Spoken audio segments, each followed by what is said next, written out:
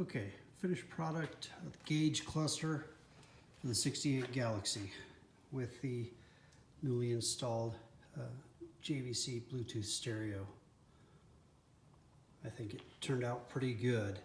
A couple of things I did on this when I installed the stereo is I canted the stereo towards the driver.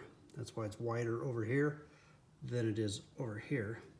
And I also canted it with the top tilted out because the gauge cluster actually sits in the dash, something like that. So that way when the driver's looking at it, they get a straight on view of the stereo and can see the LCD screen here. Quick shot of the back of it so you can see the stereo. This stereo is much shallower than the standard stereo, much lighter than the stock stereo. But you'll notice one of the things I had to do, the bracket for the stock stereo mounted here and held the radio on the inside. I moved that bracket to the outside of the gauge clusters, and additionally I put in spacers on each side. Can't see the one on this side, but basically the spacer on this side is a little longer than the spacer on this side.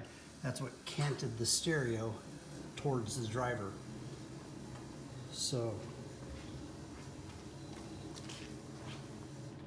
while it is ready to reinstall, before I install it, I'm going to wire all the stereo wires in the car.